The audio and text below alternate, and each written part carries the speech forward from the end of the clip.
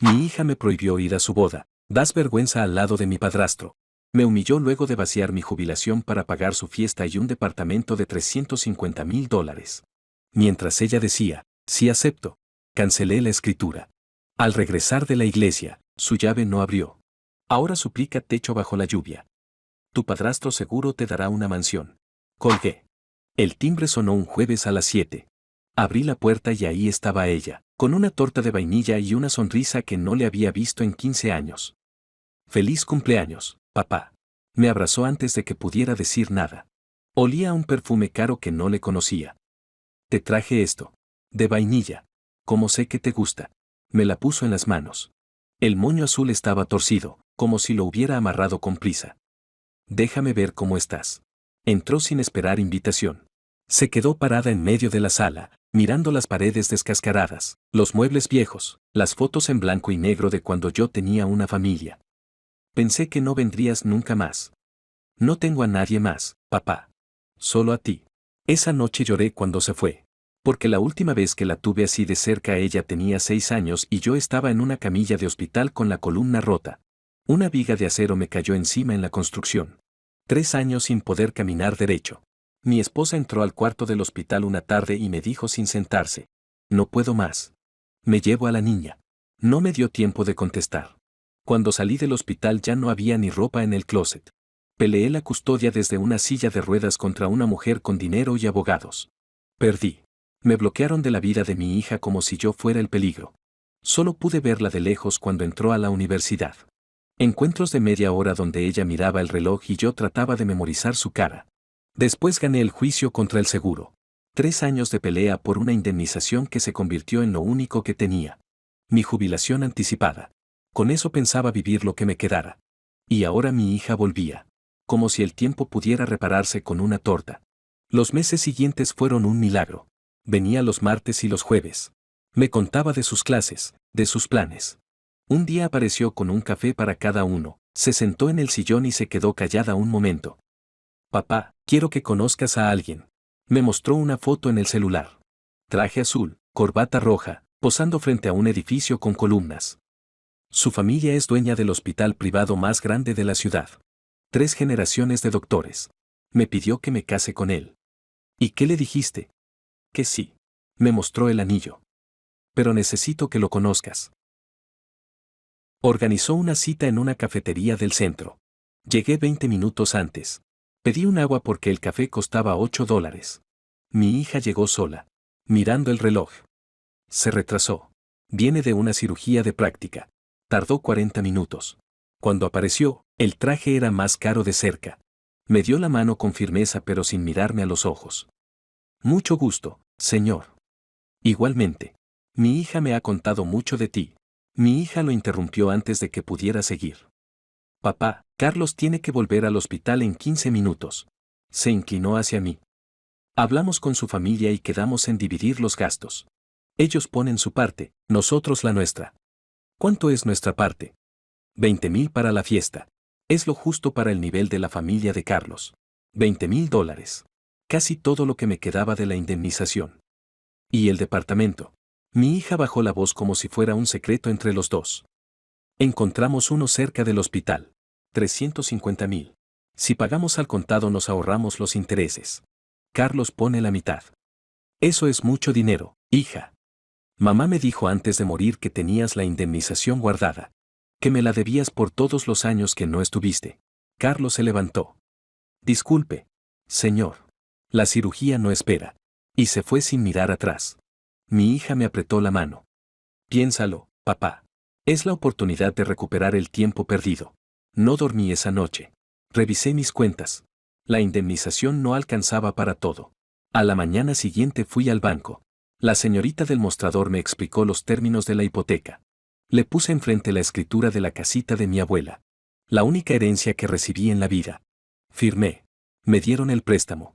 Salí del banco y me quedé parado en la acera mirando la fachada de la casita desde el otro lado de la calle. Ahora le debía dinero a alguien por la casa donde mi abuela me enseñó a cocinar. No se lo dije a mi hija. Iba a ser mi regalo de bodas. El departamento pagado completo, a su nombre. Cuando lo supiera, entendería cuánto la quise siempre. Las semanas siguientes mi hija llegaba con carpetas. Papá, el salón subió de precio. Necesito que firmes antes del viernes o perdemos la reserva. Firmé. El fotógrafo que quiere la familia de Carlos cobra el doble. Firmé. Surgió un gasto del catering, es urgente. Firmé. Cada vez más rápido. Cada vez con menos explicación, cada vez con más prisa. Y Carlos no puede cubrir estos extras. Papá, su familia ya puso su parte. No les voy a pedir más. ¿Quieres que piensen que mi familia no puede? Firmé. Esa semana me senté en la cocina con una hoja en blanco y empecé a escribirle la carta que quería darle el día de la boda. Le conté los 15 años perdidos. Las noches que marqué su número sin atreverme a llamar. Puse una foto de cuando la cargaba de bebé y la metí en un sobre. Para el día de la boda. Escribí afuera. Quise hablar con ella de los preparativos. ¿Cuándo vamos a ver el salón juntos? Ya lo vimos con la familia de Carlos. ¿Y la prueba del vestido? Es la próxima semana. Pero mejor no vengas, papá. Es una formalidad. Solo vamos las mujeres. ¿Y cuándo conozco a la familia de Carlos? La boda es en un mes. Voy a organizar algo. Te aviso. Organicé yo la cena. Compré un mantel nuevo. Un vino de $30 que no podía pagar. Lustré mis únicos zapatos buenos. Preparé la mesa con la vajilla de mi madre. A las 6 ya estaba todo listo. A las 7 me mandó un mensaje. Se canceló. Surgió algo en el hospital. Hablamos mañana. El vino sigue sin abrir. Propuse nueva fecha. Están complicados. Otra. La próxima semana. Otra. Lo vemos. Las llamadas se hicieron más cortas. Solo aparecía cuando necesitaba otra firma. Una noche me atreví. Hija, ya casi no vienes. Me preocupa que solo me busques cuando necesitas algo. Silencio al otro lado del teléfono. Cuando habló, la voz era de otra persona. Tú no estuviste cuando te necesité. No vengas con el papel de padre ahora que te conviene. Yo traté de verte, hija. Tu mamá no me. No hables mal de ella. Está muerta. Otra pausa. Más larga. Ella me dijo todo antes de irse. Me dijo cómo eras de verdad. Colgó. Me quedé con el teléfono en la mano sin poder bajar el brazo.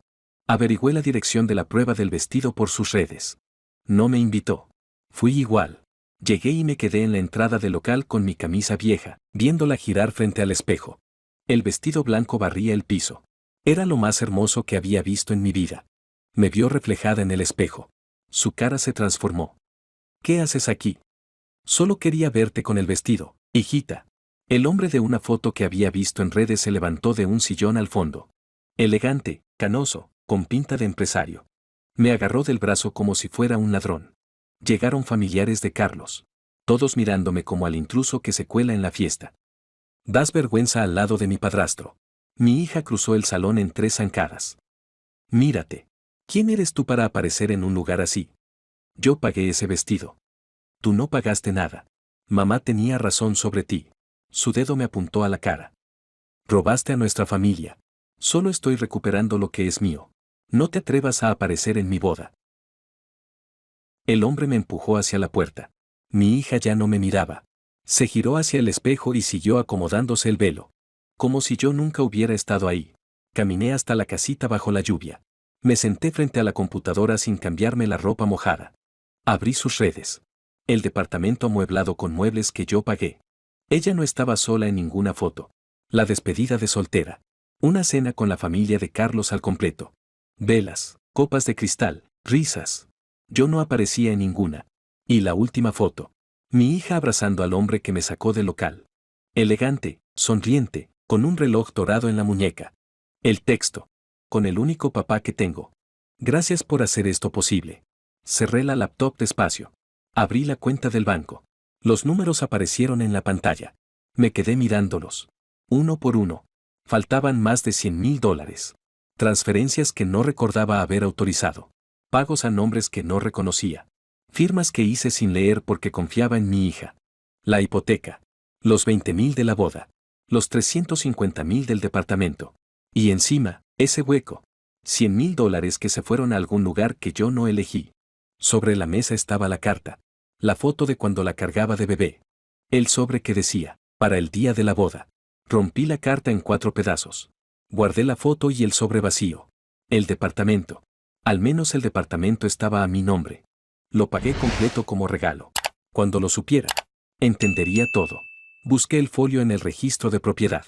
Puse el número de los papeles que firmé. Error. El folio no existe. Busqué de nuevo. Y otra vez. Nada. El departamento no estaba a mi nombre. Nunca lo estuvo.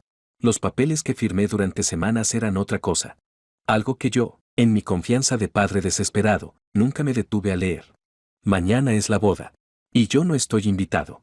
Pero voy a ir igual. Porque todavía guardo una copia del contrato original de compraventa. El que firmé antes de que todo se torciera. El que dice mi nombre.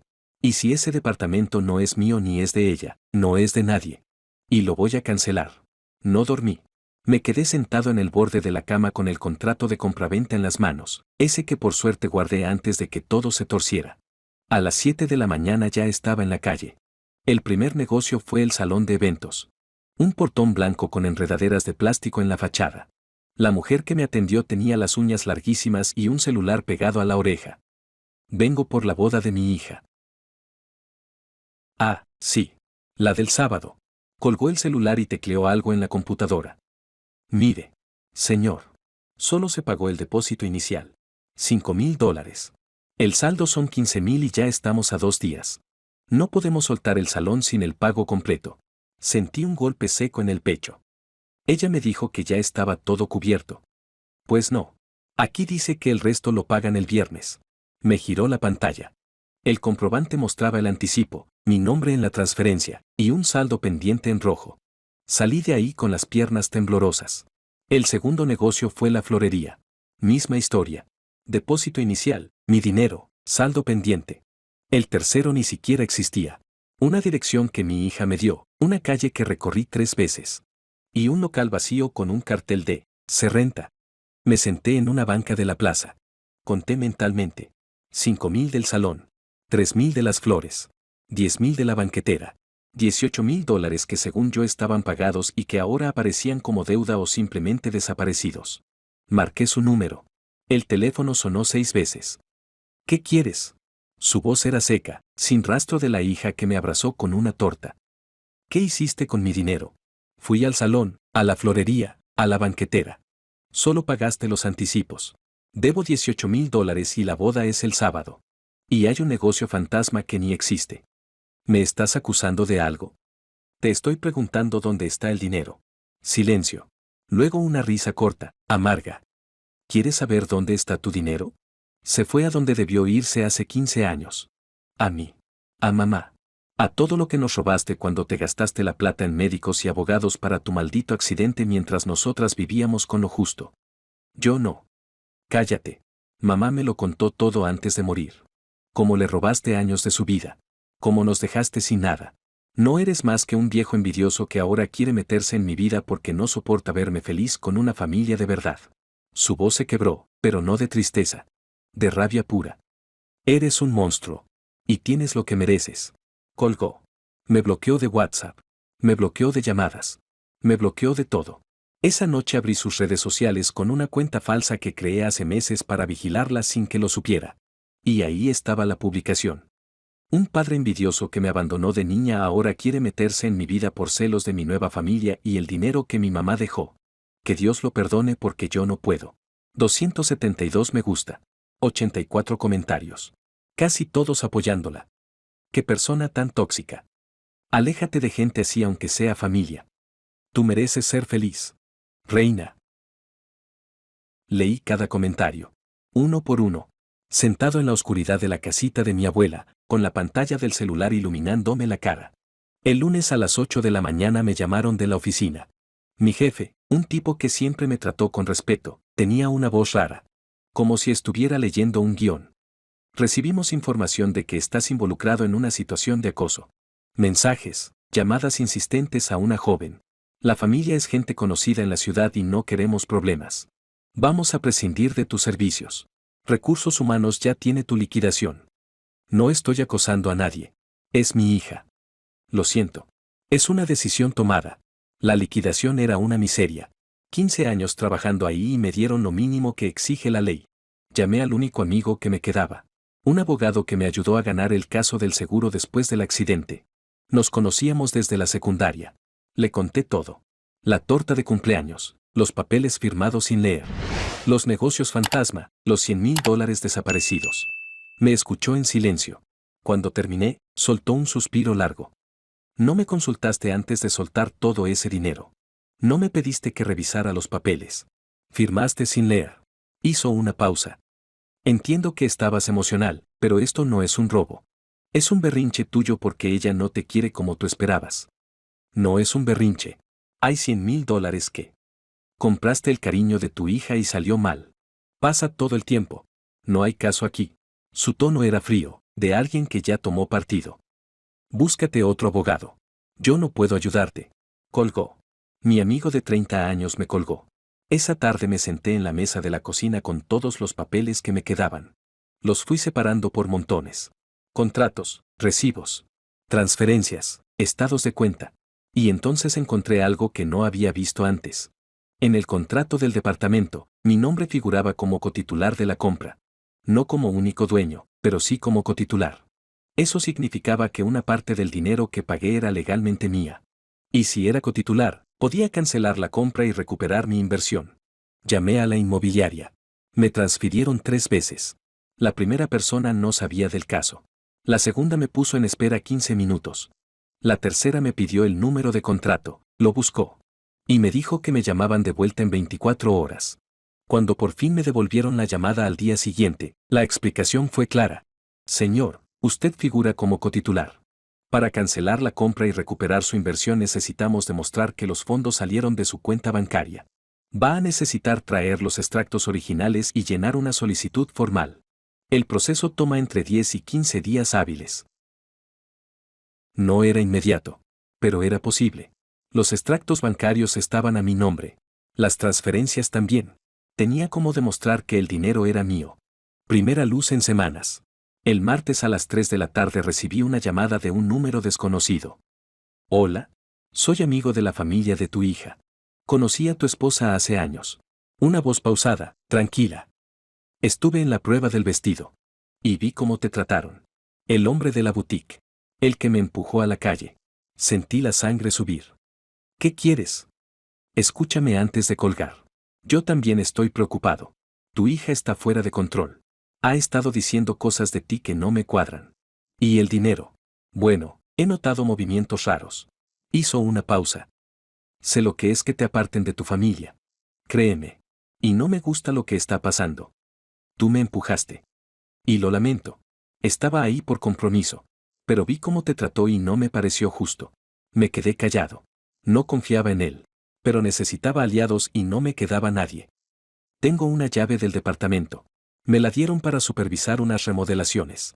Allí dentro están los recibos originales, los papeles de la compra. Todo. Si quieres recuperar tu dinero, necesitas esa documentación.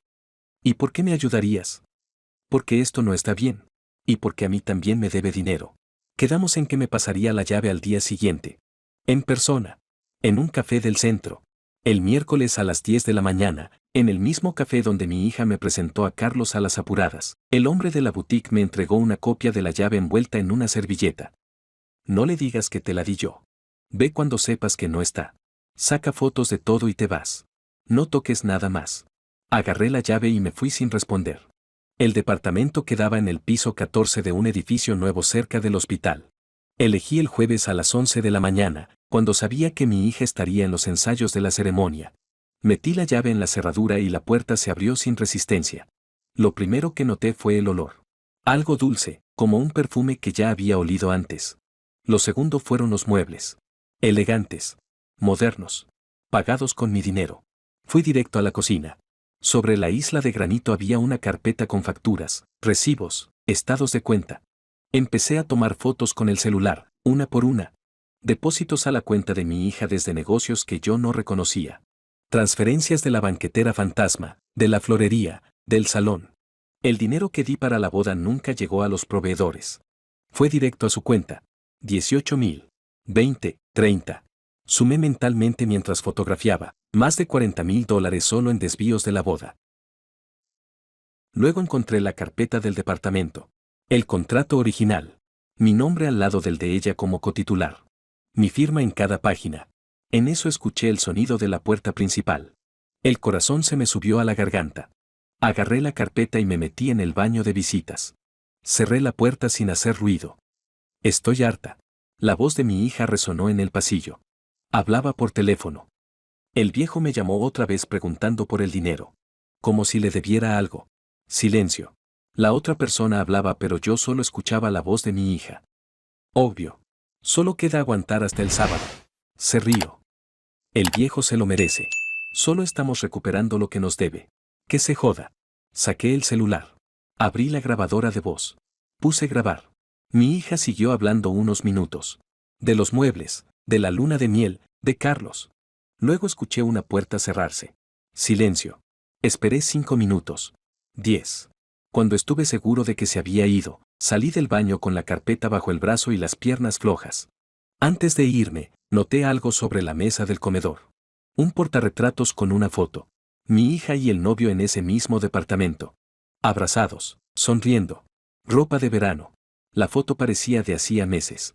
Pero el departamento supuestamente lo compramos hace 3 semanas. Algo no cuadraba. No le di importancia todavía. La guardé en la cabeza y me fui. Salí del edificio con la carpeta, la grabación y los recibos fotografiados. Pruebas de que yo pagué el departamento. Pruebas de que el dinero de la boda fue a la cuenta de mi hija. Y su propia voz diciendo, el viejo se lo merece, sin saber que la escuchaban. El sábado se casa. Faltan 2 días. Voy a ir a esa boda con los papeles en la mano, la grabación en el celular y 60 invitados como testigos. Voy a cancelar la compra como cotitular, recuperar mi dinero y exponerla frente a la familia de Carlos. El hombre de la boutique me llamó esa noche para preguntar si había encontrado algo. Le dije que sí. Me dijo que me mantuviera firme. Colgué y me permití sonreír por primera vez en semanas. El sábado. Solo tengo que aguantar hasta el sábado. El sábado amaneció con un sol que no merecía. Me puse la única camisa blanca que me quedaba sin remiendos, lustré mis zapatos gastados con la franela vieja de mi abuela.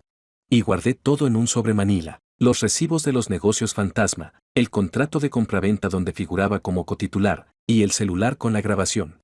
Hoy se acaba esto. La iglesia era enorme. Columnas blancas, vitrales con santos que no reconocí, autos de lujo estacionados en fila. La familia de Carlos no escatimó en nada.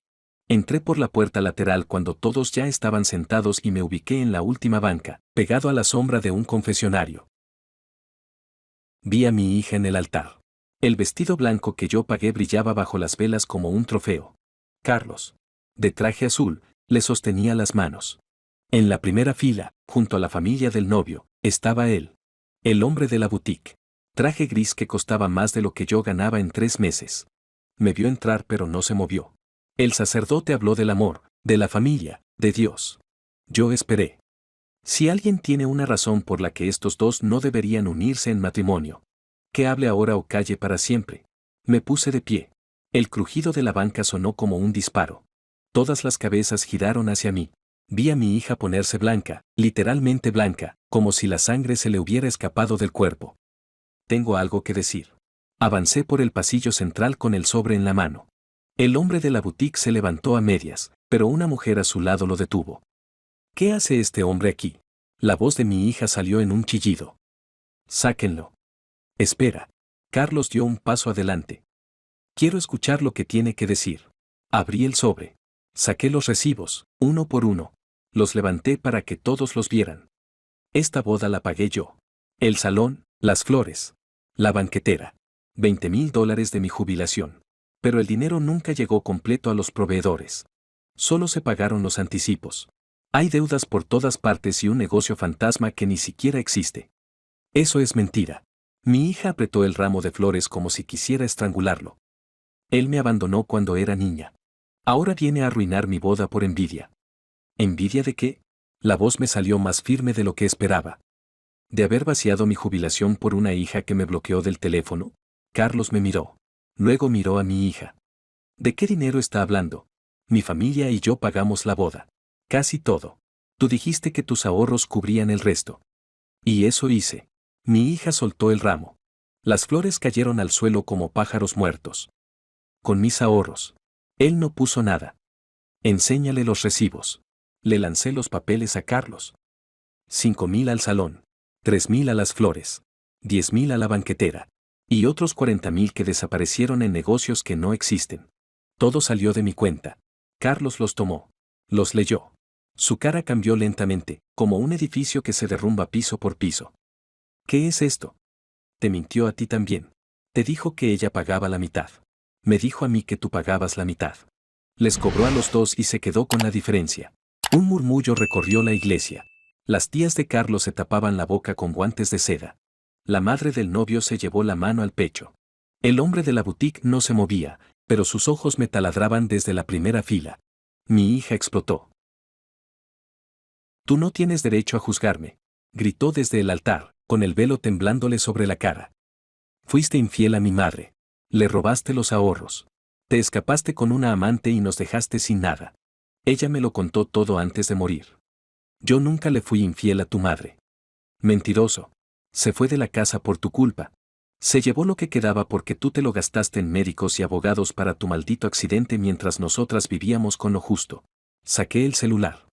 ¿Quieres saber lo que de verdad piensas de mí? Abrí la grabación. Puse reproducir. La voz de mi hija llenó la iglesia, metálica pero inconfundible. El viejo se lo merece. Solo estamos recuperando lo que nos debe. Que se joda. El silencio que siguió fue absoluto. Ni una tos, ni un susurro, ni el vuelo de una mosca. 60 personas conteniendo la respiración. Carlos soltó los recibos. Cayeron al suelo, sobre las flores aplastadas. ¿Grabaste una conversación mía? Mi hija bajó del altar y caminó hacia mí. ¿Entraste a mi departamento? ¿Registraste mis cosas?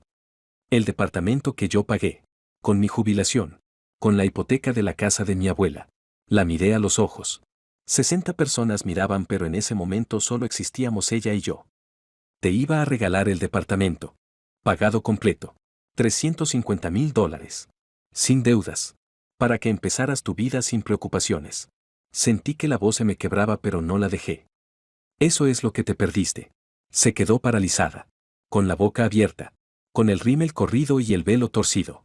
Por un segundo, vi a la niña de 6 años que me abrazaba cuando llegaba del trabajo. Papá. Tú ya tienes un padre. Lo publicaste en redes. Me di la vuelta y caminé hacia la puerta. Detrás de mí, escuché a Carlos decir algo sobre cancelar la recepción y a la madre del novio llorar. Escuché a mi hija gritar mi nombre una vez, 2 veces. No volteé. Caminé 6 cuadras sin rumbo, con el sobre vacío bajo el brazo y el pecho ardiendo. Entré en el primer bar que encontré. Un tugurio con rock viejo y olor a cerveza derramada. Pedí una fría y me senté en la barra. La había destruido. 60 testigos. Pruebas. Grabación. El novio alejándose. La boda cancelada. Mi teléfono sonó. Era ella. Contesté. ¿Qué hiciste?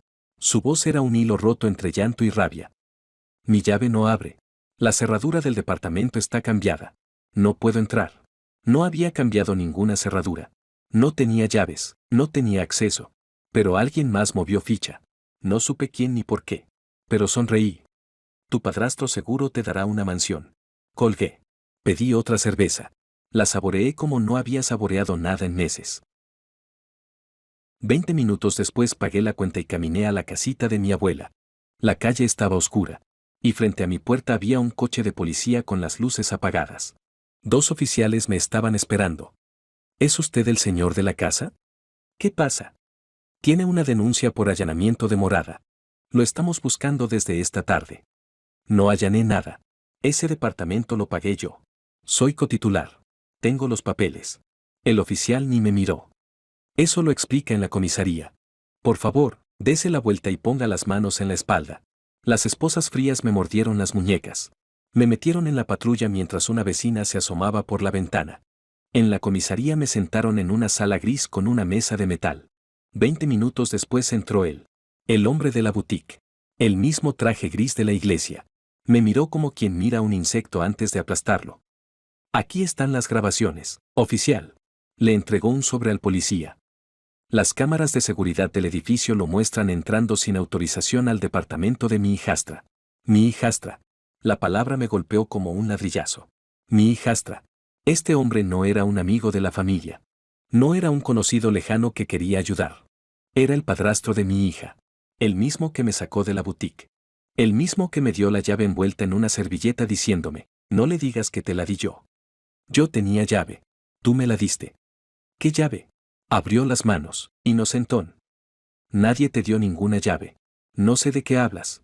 Me quedé helado. La trampa. Todo fue una trampa desde el principio. La llamada de aliado. La preocupación falsa. La copia de la llave. Me puso en el departamento para que las cámaras me grabaran y ahora usaba esas grabaciones para hundirme. ¿Ustedes se conocen? El oficial nos miró alternativamente. Apenas. El hombre sonrió con la boca pero no con los ojos. Es un padre despechado que no acepta que su hija rehizo su vida. Lleva semanas acosándola. Hay reportes, llamadas, mensajes. Todo documentado. Me dejaron solo en esa sala durante horas. Saqué el teléfono con las muñecas marcadas por las esposas. Una notificación del banco. Transferencia completada. Abrí la aplicación. Mis últimos ahorros $17,000 que quedaban después de la boda, el departamento y los negocios fantasma ya no estaban. Transferidos bajo una autorización de regalo irrevocable, que yo había firmado entre los papeles de la boda sin saber lo que era. Todo. Hasta el último centavo. Me quedé mirando la pantalla. La misma pantalla donde hace unas horas leí los comentarios de la gente apoyando a mi hija. La victoria de la iglesia se evaporó como si nunca hubiera existido. Gané la batalla frente al altar y perdí la guerra en una sala de comisaría. Me soltaron a las 4 de la mañana. La denuncia por allanamiento seguiría su curso. Salí a la calle con el sobrevacío y las piernas flojas. La casita de mi abuela estaba oscura. Entré. Me senté en la mesa de la cocina. Sin trabajo. Sin ahorros. Sin jubilación. La hipoteca impaga. Antecedentes penales en camino. Y la foto de cuando cargaba a mi hija de bebé mirándome desde la repisa. Tardé 3 días en salir de la casa.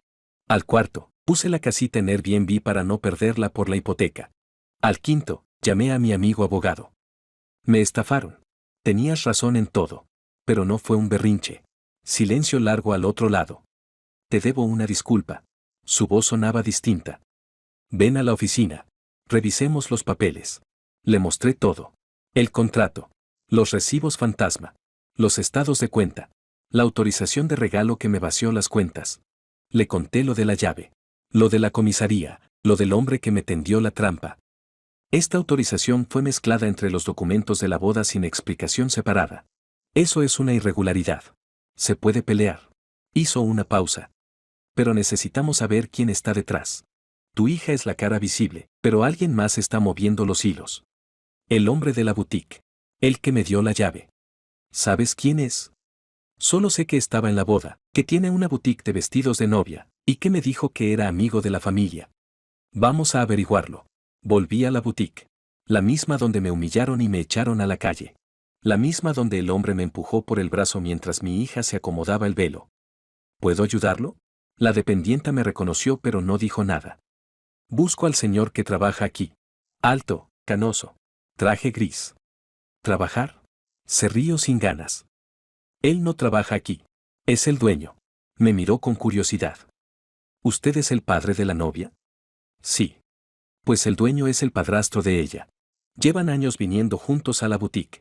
Él escoge los vestidos, él paga los apartados, él trae a las clientas. ¿No lo sabía? No. No lo sabía. El hombre que me llamó haciéndose pasar por un conocido preocupado. El que me dijo, soy amigo de la familia, conocí a tu esposa hace años. El que me dio la llave diciéndome que quería ayudar. Era el padrastro de mi hija. Llevaba años en su vida. Años controlando todo desde la sombra. Y yo caí como un idiota. Esa noche el abogado rastreó su patrimonio. Lo que encontramos me heló la sangre. En los meses posteriores a la muerte de la madre de mi hija, el patrimonio de este hombre se disparó. Propiedades a su nombre que antes no tenía. Gastos que no cuadraban con los ingresos de una boutique. Transferencias desde la cuenta de mi hija hacia cuentas que él controlaba. Se comió la herencia de la madre de tu hija. El abogado señaló las cifras. Y después te usó a ti. La boda, los negocios fantasma. La autorización de regalo. Todo el dinero terminó en el mismo lugar. ¿Mi hija sabe? Probablemente cree que todo es para ella. Pero el dinero no se quedó en su cuenta. Salió hacia las cuentas de él. Tu hija es la pantalla. El abogado se recostó en su silla. Hay más. Encontré algo en los registros de los meses antes de que muriera la madre de tu hija. Movimientos que no tienen explicación. Me miró por encima de los lentes. Esto es más grande de lo que pensábamos. Dame unos días. Salí de su oficina a medianoche. Tenía las piezas sueltas pero todavía no veía la imagen completa. El padrastro. La herencia robada. La boda como operación de saqueo. Mi hija como carnada sin saberlo. Y algo más, algo que el abogado no quiso decirme todavía, escondido en los registros de una mujer muerta. 3 semanas tardó mi abogado en conseguir los registros bancarios. 3 semanas durmiendo en una pensión mientras un extraño dormía en la cama de mi abuela. 3 semanas comiendo pan con café y revisando papeles hasta las 2 de la mañana. Pero los registros llegaron. Y lo que mostraban era peor de lo que imaginé. El dinero de los negocios fantasma de la boda, los 40,000 que desaparecieron, no se quedó en la cuenta de mi hija. Salió hacia otra cuenta. Una cuenta empresarial a nombre de una boutique de vestidos de novia. La boutique del hombre que me dio la llave. El mismo dinero que yo transferí para pagar flores y banqueteras terminó en el bolsillo del padrastro de mi hija. Pero eso no era todo. Mi abogado rastreó los meses posteriores a la muerte de la madre de mi hija. Transferencias desde la cuenta de la herencia hacia la misma cuenta empresarial. Propiedades compradas a nombre del padrastro con dinero que no era suyo. Un departamento en la costa. Un auto nuevo. Remodelaciones de la boutique. Se comió la herencia completa, me dijo el abogado pasándome los documentos. Y la denuncia de acoso que te costó el trabajo salió del mismo correo que administra la boutique. Este tipo te quitó la hija, el trabajo, el dinero y la libertad. Todo desde la misma oficina. Preparamos la denuncia formal. Robo de herencia. Falsificación de documentos. Obtención de firma bajo engaño. Entonces nos enteramos de algo que lo cambió todo. El padrastro organizó una cena con la familia de Carlos. Objetivo: regalarle públicamente el departamento a mi hija. Su gran momento de vitrina. Ahí es donde vamos. Le dije a mi abogado. ¿Estás seguro? La familia de Carlos necesita saber quién es este tipo. Y mi hija necesita saber quién le robó la herencia de su madre. El restaurante era uno de esos lugares donde el menú no tiene precios. Llegué 10 minutos después de la hora. Mi abogado me esperaba afuera con el celular listo para grabar. Entré. La mesa principal estaba al fondo. La familia de Carlos al completo, el padre cirujano, la madre con collar de perlas, 2 tíos con traje. Mi hija sentada al lado del padrastro, que ocupaba la cabecera como si fuera el dueño del lugar. Y Carlos, al otro extremo, con una copa de vino que no había tocado. El padrastro estaba de pie con una copa en la mano. Tenía un estuche de terciopelo en la otra. Quiero brindar por esta familia. Por abrirme las puertas de su casa y de su corazón. Miró a la familia de Carlos con una sonrisa ensayada. Cuando conocí a la madre de esta muchacha, supe que tenía una responsabilidad. Ser padre no es cuestión de sangre. Es cuestión de estar. De quedarse cuando otros se van. La madre de Carlos asintió con los ojos húmedos. Mi hija le apretó la mano al padrastro. Hay hombres que abandonan, que desaparecen cuando las cosas se ponen difíciles. Y hay hombres que se quedan a construir. Abrió el estuche. Adentro, las llaves del departamento con un moño dorado. Este departamento es mi regalo para ti, hija. Lo compré con mi esfuerzo, con mis años de trabajo, para que empieces tu nueva vida con todo lo que mereces. Porque tú sí tuviste un padre. Y ese padre soy yo. Aplausos. La madre de Carlos se secó una lágrima. El padre del novio levantó su copa. Mi hija abrazó al padrastro frente a todos con una gratitud que me partió en dos. Caminé hacia la mesa. El sonido de mis zapatos gastados en el piso de mármol cortó los aplausos como un cuchillo. Mi hija me vio primero. Se le borró la sonrisa de golpe.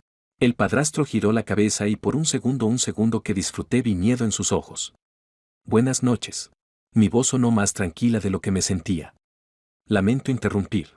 Pero antes de que sigan celebrando, la familia de Carlos merece saber algo. ¿Quién es este señor? El padre de Carlos se ajustó los lentes. Soy el padre de la novia. El biológico. Sáquenlo. El padrastro recuperó la compostura y se dirigió al mesero. Este hombre tiene antecedentes. Está acosando a mi hijastra. No me voy a ir. Saqué los registros bancarios del sobre. No hasta que todos vean de dónde salió el dinero para ese departamento que acaba de regalar. Puse los papeles sobre la mesa. El padre de Carlos los tomó antes de que el padrastro pudiera quitarlos. Estas son transferencias bancarias. De mi cuenta personal. $180,000 de mi jubilación. Más $170,000 de la hipoteca de la casa de mi abuela. El total, $350,000. El precio exacto del departamento que este señor acaba de regalar como si fuera suyo. El padre de Carlos leyó los documentos. Su esposa se inclinó para ver. Eso es falso. El padrastro forzó una sonrisa. Este hombre fabricó esos papeles. Lleva semanas acosando a mi hijastra. Tiene antecedentes policiales. Es un hombre inestable. Son registros bancarios oficiales. Con sellos, fechas y números de referencia. Me volví hacia la familia. El dinero salió de mi cuenta, pasó por la cuenta de mi hija, y terminó en la cuenta empresarial de la boutique de este señor. Eso es ridículo. El padrastro se rió. Yo compré ese departamento con mi dinero. Tengo los comprobantes. ¿Tus comprobantes? Saqué la segunda carpeta. Hablemos de tu dinero. Porque cuando la madre de mi hija murió, dejó una herencia. Ella ganaba bien, toda la vida. Pero la herencia no tenía casi nada. ¿A dónde fue? El padrastro dejó de sonreír. En los 6 meses después de su muerte, compraste un departamento en la costa, un auto nuevo. Y remodelaste tu boutique. ¿Con qué dinero? Porque tus ingresos no alcanzan ni para la mitad de eso. Puse los registros del patrimonio sobre la mesa. El padre de Carlos los leyó uno por uno. Levantó la vista y miró al padrastro con una expresión que yo conocía. La misma expresión del cirujano que descubre que el tumor es peor de lo que pensaba. ¿Es cierto esto? Es un montaje. Este hombre. Le estoy preguntando si es cierto. El padrastro apretó la copa de vino. Los nudillos se le pusieron blancos. Yo cuidé a esa mujer 15 años. 15 años. ¿Y ahora viene este fracasado a decirme que le robé? Su voz subió un tono. Todo lo que hice fue por ella. Por la niña. ¿Dónde estaba él cuando su hija necesitaba un padre? Tirado en una cama de hospital pidiendo limosna por un accidente que probablemente se inventó. ¿Te inventaste el accidente? Mi hija me miró. Una viga de acero me destrozó 2 vértebras. Hay radiografías, informes médicos, 3 años de rehabilitación. Tu madre se fue porque yo no podía caminar, no porque le robé. Mentira. El padrastro golpeó la mesa. Las copas temblaron. Esa mujer me contó todo. ¿Cómo la dejaste sin nada? ¿Cómo le fuiste infiel? Infiel. Lo miré directo. ¿Con quién? ¿Cuándo? ¿Tienes una sola prueba de eso? ¿O es la misma historia que le vendiste a mi hija durante 15 años para que me odiara? El padrastro no contestó. Pero ya no podía parar. Esa niña es mía. Yo la crié. Yo la vestí. Yo le di todo. Señaló a mi hija sin mirarla, como quien señala un objeto sobre la mesa. Sin mí ella no sería nada. Su madre tampoco era nada antes de que yo llegara. Una mujer sola con una hija que ni siquiera era capaz de... Se detuvo. Pero ya lo había dicho. Todos lo escucharon. Su madre no era nada. La mujer que supuestamente amaba. La mujer cuya herencia se comió. No era nada. Mi hija lo miraba con la boca abierta. Esa frase acababa de romper algo que ningún registro bancario podía romper. Mi abogado levantó el celular desde la mesa de atrás. Todo grabado. El padrastro vio el celular. Se le cayó la cara. Intentó recomponerse. Esa grabación no tiene validez. Es ilegal. La hicieron sin mi consentimiento. Estamos en un lugar público, dijo mi abogado con calma. Con 12 testigos. Incluida la familia del novio. El padrastro giró hacia mi hija buscando apoyo. Diles que este hombre miente. Diles todo lo que hice por ti. Mi hija no lo miró. Carlos se levantó. Su voz era fría, controlada. ¿Cuánto pusiste tú para la boda? Mi hija no contestó. Te pregunté cuánto. Porque mi familia puso casi todo. Tú dijiste que cubrías el resto. ¿Con qué dinero? ¿Con el de tu padre o con el de tu padrastro? Carlos, yo no sabía que. ¿No sabías que tu padre pagó $350,000? ¿No sabías que la herencia de tu madre desapareció? Carlos recogió su saco de la silla. ¿O no te importó mientras el dinero siguiera llegando? Se volvió hacia sus padres. Nos vamos. La madre de Carlos se levantó sin decir una palabra. El padre dejó su tarjeta sobre la mesa junto a los registros. Si necesita un abogado, llame a este número. Y salieron. Mi hija se quedó de pie junto a la mesa vacía. El padrastro intentó tocarle el hombro. No me toques. Lo dijo sin gritar. Sin llorar. Con una voz que reconocí.